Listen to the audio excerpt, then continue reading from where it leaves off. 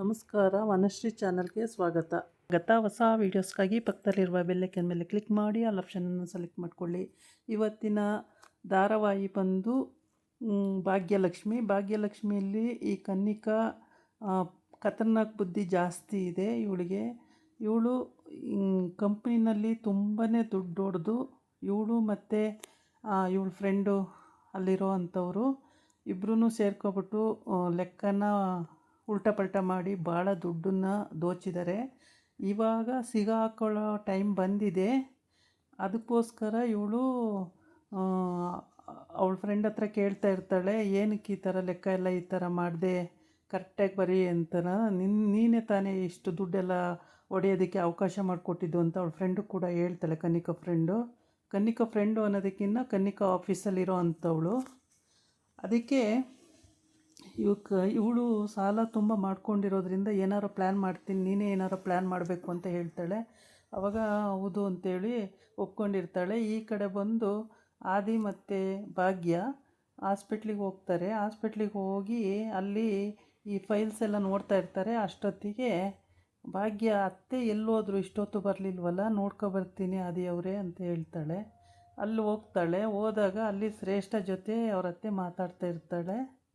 ಶ್ರೇಷ್ಠ, ಅತ್ತೆ ನೀವು ನಮ್ಮ ಮನೆಗೆ ಬನ್ನಿ, ಸೂರ್ಯವಂಶಿ ಮನೆಗೆ ಬನ್ನಿ, ನಾನು ಅಲ್ಲೇ ಇದ್ದೀನಿ, ನನಗೆ ಕುಟುಂಬ ಬೇಕು ಇವಾಗ, ನನಗೂ ಮಗು ಹೊಟ್ಟೆಲಿ ಬೆಳೀತಾ ಇದೆ, ನಿಮ್ಮ ವಂಶದ ಕುಡಿ ಇದೆ, ಹಾಗೆ ಹೀಗೆ ಅಂತ ಹೇಳ್ತಾಳೆ. ಅದಕ್ಕೆ ಈ ಥರ ನಾಟಕ ಎಲ್ಲ ಆಡಬೇಡ, ನನ್ನ ಹತ್ರ ಈ ನಾಟಕ ಎಲ್ಲ ನನಗೆ ಕೇಳೋಕ್ಕೆ ಇಷ್ಟ ಇಲ್ಲ ಅಂತ ಹೇಳ್ತಾಳೆ. ಎಷ್ಟು ಹೇಳಿದ್ರೂ ಕೇಳೋದೇ ಇಲ್ಲ. ಶ್ರೇಷ್ಠ, ನಾನು ಬದಲಾಗಿದ್ದೀನಿ ಅತ್ತೆ, ನನ್ನನ್ನು ತುಂಬಾ ಬದಲಾಗಿದ್ದೀನಿ, ನನ್ನನ್ನು ನಂಬಿ ಅಂತ ಕೇಳ್ತಾಳೆ.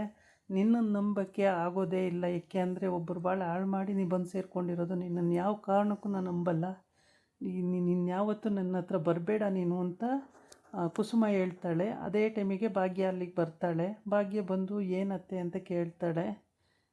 ಇವಾಗ ಇವಳು ನಾಟಕ ಆಡ್ಕೊಂಡು ಬಂದಿದ್ದಾಳೆ, ಅಲ್ಲಿ ಮನೆಗೆ ಬಂದು ಸೇರಿಕೊಂಡಿದ್ದಾಳೆ ಇವಳು.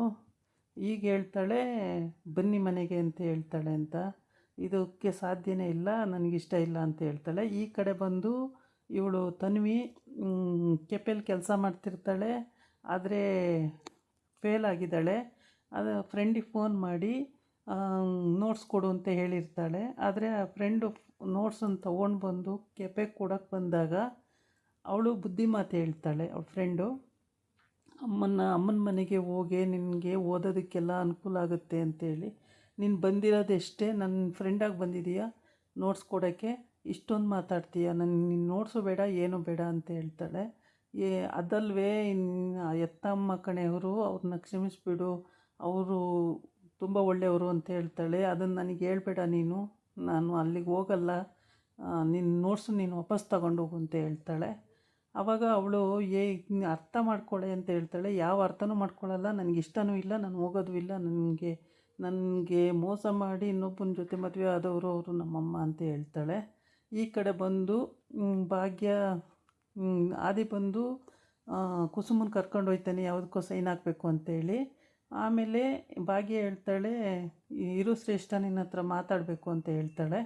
ಸರಿ ಮಾತಾಡುವಾಗ ನನಗೆ ಅಲ್ಲ, ನೀನು ಯಾವ ನಾಟಕ ಆಡ್ತಾಯಿದ್ದೀಯ ಶ್ರೇಷ್ಠ ಅಂತ ಕೇಳಿದಾಗ, ಇಲ್ಲ ನಾನು ನಾಟಕ ಆಡ್ತಾಯಿಲ್ಲ ಭಾಗ್ಯ, ನನಗೆ ಕುಟುಂಬ ಬೇಕು, ಎಲ್ಲರ ಜೊತೆನೂ ಬದುಕಬೇಕು ಅನ್ನೋ ಆಸೆ ಇದೆ ಅಂತ, ತಾಂಡವನ ಜೊತೆ ಸೇರ್ಕೊಂಡು ನಾಟಕ ಆಡ್ತಾಯಿದ್ದೀಯ ಅಂತ. ಆ ಥರ ಏನಿಲ್ಲ, ನಾನಿವಾಗ ಎಲ್ಲರ ಜೊತೆನೂ ಅತ್ತೆ ಮಾವ ಎಲ್ಲರ ಜೊತೆನೂ ನಾನು ಇರಬೇಕು, ನನಗೆ ತುಂಬ ಇಷ್ಟ ಅಂತ ಹೇಳ್ತಾಳೆ.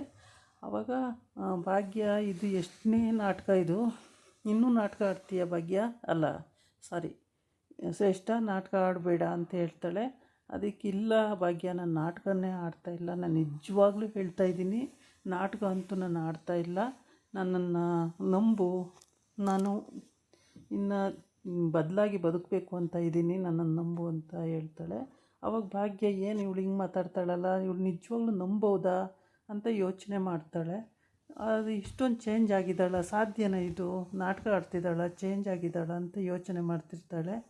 ಆಮೇಲೆ ಹೇಳ್ತಾಳೆ, ನೋಡು ಅತ್ತೆ ಮಾವ ಅಂತೂ ಗ್ಯಾರಂಟಿ ನಿನ್ನ ಹತ್ರ ಬರಲ್ಲ, ನೀನು ಅದು ಆಸೆ ಇಟ್ಕೋಬೇಡ, ನೀನು ಹೋಗು ಸುಮ್ಮನೆ ಅಂತ ಹೇಳ್ತಾಳೆ ಶ್ರೇಷ್ಠಂಗೆ. ಶ್ರೇಷ್ಠ ಅಳ್ಕೊಂಡು ಹೋಗ್ತಾಳೆ, ಅಳ್ತಾ ಇರ್ತಾಳೆ. ಆಮೇಲೆ ಅಳೋದೇನು ಬೇಡ, ಹೋಗು, ಅತ್ತೆ ಮಾವ ಬರಲ್ಲ, ಅಂತ ಹೇಳ್ತಾಳೆ ಭಾಗ್ಯ.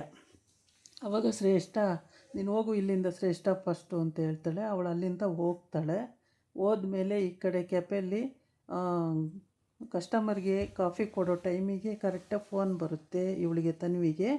ಅವಳೇನು ಮಾಡ್ತಾಳೆ, ಅಲ್ಲಿ ಕಾಫಿ ಅವ್ರಿಗೆ ಕೊಟ್ಬಿಟ್ಟು ಫೋನ್ಗೆ ಇಲ್ಲೆಲ್ಲ ಮಾತಾಡಿದ್ರು ಗೊತ್ತಾಗುತ್ತೆ ಅಂತೇಳಿ ಸ್ವಲ್ಪ ಜನ ಯಾರು ಇಲ್ಲದೆ ಇದ್ದ ಕಡೆ ಬಂದು ಮಾತಾಡೋಕ್ಕೆ ಬರ್ತಾಳೆ. ಮಾತಾಡೋಕ್ಕೆ ಬಂದಾಗ ಅಲ್ಲಿ ತನ್ಮಯ್ ಮತ್ತು ಪೂಜಾ ಮಾತಾಡ್ತಿರ್ತಾರೆ. ಪೂಜಾ ಮಾತಾಡ್ತಿರುವಾಗ ತನ್ಮಯ್ ಹೇಳ್ತಾನೆ, ಅಕ್ಕ ಅಕ್ಕ ಅಜ್ಜಿ ತಾತ ಸಿಕ್ಕಿದ್ರು ಕಣೆ ಅಂತ ಹೇಳ್ತಾನೆ. ಹೌದೇನೋ, ಎಲ್ಲಿ ಸಿಕ್ಕಿದ್ರು ಅಂತೆ. ಅವ್ರು ಹಿಂಗೆ ಸಿಕ್ಕಿದ್ರು ಕಣೆ ಅಕ್ಕ, ಚೆನ್ನಾಗಿದ್ದಾರೆ ಸಿಕ್ಕಿದ್ರು ಕಣೆ ಅಂತ. ಹೌದೇನೋ, ಹಂಗಾದ್ರೆ ನಾನು ಇವತ್ತೇ ಮನೆಗೆ ಹೋಗ್ತೀನಿ ಅಂತ ಹೇಳ್ತಾಳೆ. ಅಲ್ಲಿ ಮನೆಗೆ ಹೋಗೋಣ ಅಂದರೆ ಅಲ್ಲಿ ಶ್ರೇಷ್ಠ ಆಂಟಿ ಬೇರೆ ಬಂದಿದ್ದಾರೆ ಅಂತ ಹೇಳ್ತಾಳೆ. ಆವಾಗ ಈ ಪೂಜಾ ಹೇಳ್ತಾಳೆ, ಅಲ್ಲಿ ಹೋಗಬೇಡ, ಅವಳು ನಿನ್ನ ತಲೆ ತಿಂದು ನಿನ್ನನ್ನು ಚೇಂಜ್ ಮಾಡಾಕ್ತಾಳೆ, ನೀನು ಅಲ್ಲಿ ಹೋಗಬೇಡ, ಅವಳು ಸರಿ ಇಲ್ಲ, ಅವಳನ್ನ ಹೇಗಾದರೂ ಮಾಡಿ ಓಡಿಸೋಣಂತೆ, ನೀನು ಮಾತ್ರ ಅಲ್ಲಿ ಹೋಗಬೇಡ, ನೀನು ಅಮ್ಮನ ಮನೆ ಅಜ್ಜಿ ಮನೆಗೆ ಹೋಗು ಅಂತ ಹೇಳ್ತಾಳೆ. ಆಯಿತು, ನಾನು ಇನ್ನೊಂದು ಅಜ್ಜಿ ಮನೆಗೆ ಹೋಗ್ತೀನಿ, ಅಲ್ಲಿಗೆ ಹೋಗಲ್ಲ ಅಂತ ಹೇಳ್ತಾಳೆ. ಆಮೇಲೆ ಸರಿ ಹಂಗೆ ಮಾಡು ಅಂತ ಮಾತಾಡ್ತಿರ್ತಾಳೆ. ಅಷ್ಟೊತ್ತಿಗೆ ನೀನು ಎಲ್ಲಿದ್ದೀಯಾ ತನ್ವಿ ಅಂತ ಕೇಳ್ತಾಳೆ ಪೂಜಾ. ಕೇಳಿದ ತಕ್ಷಣ ಇವಳು ಗಾಬರಿಯಾಗಿ ಕಟ್ ಮಾಡಿಬಿಡ್ತಾಳೆ. ಕಾಲೇಜಲ್ಲಿದ್ದೀನಿ ಅಂತೇಳಿ. ಆ್ಯಕ್ಚುಲಿ ಇವಳು ಕಾಲೇಜಿಗೆ ಹೋಗಿರಲ್ಲ, ಫೇಲ್ ಆಗಿರ್ತಾಳೆ ತನ್ವಿ. ಹಂಗಾಗಿ ಇವಳು ಎಜುಕೇಷನ್ನು ಅಷ್ಟರಲ್ಲೇ ಇದೆ. ಇವಾಗ ದುಡ್ಡಿಲ್ಲ ಫೀಸ್ ಕಟ್ಟಲಿಕ್ಕೆ, ಹೀಗಾಗಿ ಪ್ರಾಬ್ಲಮ್ಮಲ್ಲಿ ಸಿಕ್ಕಾಕೊಂಡಿದ್ದಾಳೆ. ಈ ಕಡೆ ಬಂದು ಆದಿ ಮತ್ತು ಭಾಗ್ಯ ಕುಸುಮನ ಬಗ್ಗೆನೇ ಯೋಚನೆ ಮಾಡ್ತಿರ್ತಾರೆ. ಏನು ಮಾಡ್ತಾರೆ, ಎಲ್ಲಿರ್ತಾರೆ, ಇನ್ನು ಇಲ್ಲಿಂದ ಹಾಸ್ಪಿಟ್ಲಿಂದ ಹೋದ್ಮೇಲೆ ಆಪ್ರೇಷನ್ ಆದಮೇಲೆ ಆಪ್ರೇಷನ್ನಿಗೆಲ್ಲ ಆದಿ ದುಡ್ಡು ಕಟ್ಟಿರ್ತಾನೆ. ಎಲ್ಲ ಹೋದ್ಮೇಲೆ ಏನು ಮಾಡ್ತಾರೆ ಏನು ಅಂತ ಯೋಚನೆ ಮಾಡ್ತಿರ್ತಾರೆ. ಅಷ್ಟೊತ್ತಿಗೆ ಆದಿ ಹೇಳ್ತಾನೆ, ನೋಡೋಣ ಅಲ್ಲಿಗೆ ಏನಾದರೂ ವ್ಯವಸ್ಥೆ ಮಾಡೋಣಂತೆ, ಈಗ ಸದ್ಯಕ್ಕೆ ಆಪ್ರೇಷನ್ ಮುಗೀಲಿ ಅಂತ ಹೇಳ್ತಾನೆ. ಆದರೆ ಅತ್ತೆ ಒಬ್ಬರನ್ನೇ ಬಿಟ್ಟು ಹೋಗೋಕ್ಕೆ ನನಗೆ ಮನಸ್ಸೇ ಆಗ್ತಿಲ್ಲ ಅಂತ ಭಾಗ್ಯ ಹೇಳ್ತಾಳೆ. ಹೌದು, ನನಗೂ ಫ್ರೆಂಡನ್ನು ಬಿಟ್ಟು ಹೋಗೋಕ್ಕೆ ಮನಸ್ಸೇ ಇಲ್ಲ, ಏನು ಮಾಡೋದು ಇವಾಗ, ಅವರು ಇಲ್ಲಿರ್ತೀವಿ ಅಂದರೆ ಬೇಡ ಅಂತಾರೆ, ಏನು ಮಾಡೋದು ಅಂತ ಯೋಚನೆ ಮಾಡ್ತಿರ್ತಾರೆ. ಹೀಗೆ ಯೋಚನೆ ಮಾಡೋ ಟೈಮಿಗೆ ಮತ್ತೆ ತಿರುಗಿ ನೋಡ್ತಾರೆ. ಕುಸುಮ ಕೈ ಮುಗಿದು ದೇವ್ರಿಗೆ ಕೈ ಮುಕ್ಕೊಂಡು, ದೇವರೇ ನನ್ನನ್ನು ಕಾಪಾಡಪ್ಪ ಅಂತ ಬೇಡ್ಕೋತಾ ಇರ್ತಾಳೆ. ಅದನ್ನು ನೋಡಿ ಭಾಗ್ಯಂಗೆ ತುಂಬ ನೋವಾಗುತ್ತೆ. ನಮ್ಮ ಅತ್ತೆ ಎಂಥ ಪರಿಸ್ಥಿತಿ ಬಂದೋಯ್ತಪ್ಪ ದೇವರೇ ಅಂತೇಳಿ ಅವಳು ಪಾಪ ನೊಂದ್ಕೋತಾಳೆ. ನೊಂದ್ಕೊಂಡು ಆದಿನೂ ಕೂಡ ಪಾಪ ನನ್ನ ಫ್ರೆಂಡ್ ಎಷ್ಟು ಒಳ್ಳೆಯವರು, ಅವರಿಗೆ ಇಂಥ ಕಷ್ಟ ಬಂತಲ್ಲ ಅಂತೇಳ್ಬಿಟ್ಟು ಆದಿನೂ ಕೂಡ ನೊಂದ್ಕೋತಾನೆ. ಹೀಗೆ ಮತ್ತೆ ಸ್ವಲ್ಪ ದೂರ ಹೋಗಿ ಮತ್ತೆ ತಿರುಗಿ ನೋಡ್ತಾರೆ. ಹೇಳ್ತಾಳೆ ಆದಿ, ಫಸ್ಟೇ ಕುಸುಮಂಗೆ ಹೇಳಿರ್ತಾಳೆ ಭಾಗ್ಯ, ನೀನು ಯಾವ ಕಾರಣಕ್ಕೂ ಅತ್ತೆ ನನಗೆ ಹೇಳ್ದೇ ಎಲ್ಲೂ ಹೋಗಬಾರ್ದು, ನೀವು ನನಗೆ ಹೇಳ್ದೇ ಇಲ್ಲೇ ಇರಬೇಕು, ನೀವು ಎಲ್ಲೂ ಹೋಗಬಾರ್ದು ಅಂತ ಹೇಳಿರ್ತಾಳೆ.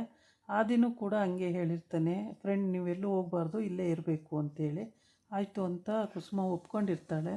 ಒಪ್ಕೊಂಡ್ರೂ ಇವರಿಗೆ ಎಲ್ಲಿ ಹೋಗ್ತಾರೋ ಅನ್ನೋ ಭಯ ಭಾಗ್ಯಂಗೆ. ಆದರೆ ಆದಿ ಹೇಳ್ತಾನೆ, ಇಲ್ಲ ಅವ್ರು ಇನ್ನೆಲ್ಲೂ ಹೋಗಲ್ಲ ಫ್ರೆಂಡು, ಇಲ್ಲೇ ಇರ್ತಾರೆ, ನೀವೇನು ಭಯ ಪಡಬೇಡಿ ಭಾಗ್ಯ, ಬನ್ನಿ ಹೋಗೋಣ ಮನೆಗೆ ಅಂತ ಅಂತಾನೆ. ಆಮೇಲೆ ಹೋಗ್ತಾ ಒಂದೆರಡು ಹೆಜ್ಜೆ ಹೋಗ್ತಾರೆ. ಆದ್ರೂ ಬೇಜಾರಾಗುತ್ತೆ, ಅತ್ತೆನೊಬ್ಬರನ್ನ ಬಿಟ್ಟು ಹೋಗ್ಬೇಕಲ್ಲ ಅಂತೇಳ್ಬಿಟ್ಟು ಮತ್ತೆ ಅಲ್ಲೇ ವೆಯ್ಟು ಮಾಡೋಕ್ಕೆ ಎರಡೆರಡು ಹೆಜ್ಜೆ ಇಡ್ತಾ ಇರ್ತಾರೆ. ಇವತ್ತಿನ ಎಪಿಸೋಡಲ್ಲಿ ಮುಗ್ದೋಗುತ್ತೆ. ನಾಳಿನ ಎಪಿಸೋಡಲ್ಲಿ ಮತ್ತೇನಾಗುತ್ತೆ ಅನ್ನೋದನ್ನು ನಾವು ನೋಡಬೇಕಾಗುತ್ತೆ. ನಾಳಿನ ಎಪಿಸೋಡಲ್ಲಿ ಅಕಸ್ಮಾತ್ ಭಾಗ್ಯನೇ ಅಲ್ಲಿರ್ತಾಳೋ ಅಥವಾ ಆದಿನೇ ಇರ್ತಾನೋ ನೋಡಬೇಕಾಗುತ್ತೆ. ಕುಸುಮ ಮಾತ್ರ ಯೋಚನೆ ಮಾಡ್ತಾ ಅಯ್ಯೋ ದೇವರೇ ಕಾಪಾಡಪ್ಪ ಅಂತ ಇರ್ತಾಳೆ. ಹಂಗೆ ಅಂದ್ಕೊಂಡು ದೇವ್ರ ಹತ್ರ ಬೇಡ್ಕೋತಾ ಇರ್ತಾಳೆ. ಇವರಿಬ್ಬರು ತಿರುಗಿ ನೋಡ್ತಾ ಇರ್ತಾರೆ. ಇಲ್ಲಿಗೆ ಈ ಎಪಿಸೋಡ್ ಮುಗ್ದೋಗುತ್ತೆ. ನಾಳಿನ ಎಪಿಸೋಡಲ್ಲಿ ಮುಂದೆ ಏನು ಕತೆ ಹೇಗೆ ಮುಂದುವರಿಯುತ್ತೆ ಅನ್ನೋದನ್ನು ನಾಳೆ ನಾವು ಕಾದು ನೋಡ್ಬೋದು. ಇದಾಗಿತ್ತು ಇವತ್ತಿನ ವಿಡಿಯೋ. ನಾಳೆ ಇನ್ನೊಂದು ವಿಡಿಯೋ ಜೊತೆ ಬರ್ತೀನಿ. ನಮಸ್ಕಾರ.